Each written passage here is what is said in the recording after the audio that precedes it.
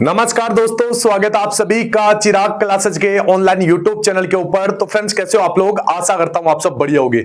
तो फ्रेंड्स, आज का वीडियो आप सभी कैंडिडेट के लिए बहुत ज्यादा इंपॉर्टेंट रहने वाला है, जो इस बार आरपीएफ कांस्टेबल और एसआई भर्ती 2026 की तैयारी कर रहा है और नोटिफिकेशन का इंतजार कर रहा है। तो फाइनली आप सभी का यहां पर इंतजार खत्म हो चुका है। इस वीडियो के अंदर हम बात करने वाले आरपीएफ कांस्टेबल एंड एसआई नई भर्ती 2026 के बारे में, जिसमें पद आप देखोगे 5500 पोस्ट है। और इसमें हम बात करेंगे एज क्राइटेरिया, क्वालिफिकेशन और आवेदन आपके कब से स्टार्ट होने वाले हैं, उसकी लास्ट डेट क्या है, संपूर्ण जानकारी मैं आपको इस वीडियो के अंदर देने वाला हूं। तो आप सभी से निवेदन है, इस वीडियो को लाइक और चैनल को सब्सक्राइब कर दीजिएगा और बेल आइकन को जरूर प्रेस कीजिएगा, जिससे भर्ती से संबंधित नई नई जानकारी आपको सबसे पहले मिल सके। इसके साथ वीडियो के नीचे आपको एक हाइप वाला बटन मिल जाएगा, इसके ऊपर आपको जरूर क्लिक करना है। जो कैंडिडेट हाइप वाले बटन के ऊपर क्लिक करके कमेंट करता है तो मैं प्रत्येक बच्चे का रिप्लाई देता हूं। तो आप भी कमेंट कीजिएगा, आपको भी रिप्लाई मिलेगा। तो चलिए यहां पर आगे बढ़ते हैं और बात कर लेते हैं आरपीएफ कांस्टेबल और एसआई नई भर्ती 2026 की संपूर्ण जानकारी के बारे में। तो यहां पर आप देख सकते हैं आरपीएफ भर्ती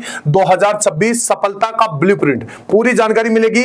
नए नियम क्या है, गजट नोटिफिकेशन और परीक्षा का संपूर्ण विश्लेषण मिलेगा इस वीडियो के अंदर। तो आधिकारिक सूचना पर आधारित सारी जानकारी मिलेगी, यानी ऑफिशियल अपडेट मैं आपको देने वाला हूं। सभी एक बार वीडियो के नीचे हाइप वाले बटन के ऊपर क्लिक कर दे। चलिए यहां पर आगे बढ़ते हैं। अभी देखिए, अभी जो इस भर्ती है आरपीएफ कांस्टेबल भर्ती 2026, ठीक है। तो देखिए, अब आरपीएफ भर्ती का संचालन रेलवे बोर्ड नहीं बल्कि कर्मचारी चयन आयोग एसएससी करेगा, ठीक है। मेडिकल मानक, अब मेडिकल और शारीरिक जांच सीएपीएफ एसएससी की तर्ज पर यहां पर होने वाली है। गजट नोटिफिकेशन आप देख सकते हैं, यहां पर नोटिफिकेशन ये देख सकते हैं 17 अक्टूबर का, ठीक है। ये गजट का नोटिफिकेशन आया था, ठीक है। इसके साथ नियमों में बड़ा बदलाव हुआ है, एक नजर में आप देख सकते हैं। मैं आपको बता देता हूं, पुराने नियम क्या थे कि आपको जो संचालन की एजेंसी थी जो इस भर्ती का, वो रेलवे, आरआरबी और आरपीएफ, ठीक है, ये करवाती थी। अब नए नियम 2025 के अनुसार एसएससी इसका संचालन करेगी। न्यूनतम ऊंचाई और ऊंचाई रहेगी पुरुष कैंडिडेट के लिए। पुरानी नियम के अनुसार तो 165 थी, जो अब लागू नहीं है। अब यहां पर 170 सेंटीमीटर रहेगी। तो इस वजह से अब बहुत सारे कैंडिडेट इस भर्ती से बाहर हो गए। तो देखिए, इसमें कंपटीशन बहुत अच्छा खासा रहने वाला है। मेडिकल मानक, सामान्य रेलवे मानक है, ठीक है। इसमें पहले सामान्य रेलवे मानक थे मेडिकल के लिए, लेकिन अब देखिए नए नियम लागू हो गए। सीएपीएफ और एसएससी जीडी के स्तर के अनुसार आपका मेडिकल होगा, ठीक है। अभी ध्यान दे, इसी ऊंचाई बदलाव यानी 165 से 170 सेंटीमीटर के कारण वर्तमान में न्यायालय में केस लंबित है, ये आपको ध्यान में रखना है। इसके बाद पद और योग्यता आयु सीमा के बारे में हम बात कर लेते हैं। तो देखिए, कांस्टेबल के बारे में बात करें तो शैक्षणिक योग्यता इसमें आपकी 10वीं पास मांगी गई है, ठीक है। अगर आप ऑल इंडिया से कहीं से भी बिलोंग करते हैं तो इसका फॉर्म अप्लाई कर सकते हैं। आयु सीमा की बात करें 18 से 23 वर्ष आपकी आयु रहेगी। सब इंस्पेक्टर के लिए शैक्षणिक योग्यता आपका ग्रेजुएट मांगा गया है। सामान्य आयु 20 से 25 वर्ष रखी गई है।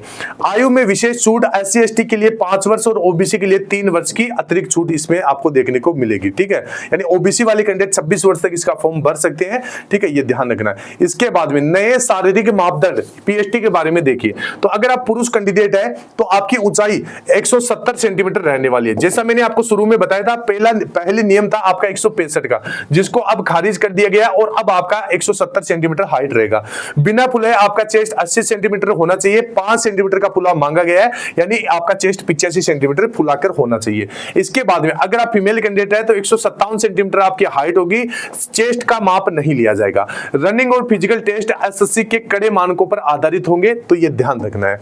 इसके बाद में अभी देखिए, विशेष छूट भी इसमें आपको दी गई है 20 वर्ष से कम आयु वाले उम्मीदवारों के लिए। तो देखिए, शर्त क्या है, जिन उम्मीदवारों ने अभी 20 वर्ष की आयु प्राप्त नहीं की है, जैसे 19 या 19.5 की है, तो उनको यहां पर छूट मिलेगी। लंबाई में 2.5 सेंटीमीटर की विशेष छूट है। नया मानक नियम 167.5 सेंटीमीटर उनके लिए होगा, ठीक है। सीने की माप में 5 सेंटीमीटर की छूट विशेष चिकित्सा अधिकारी का प्रमाण पत्र पर निर्भर रहेगा। आपको वो प्रमाण पत्र बनवा के लेके जाना है, लेकिन सरकारी डॉक्टर से ही बनवाना है, ये ध्यान रखना।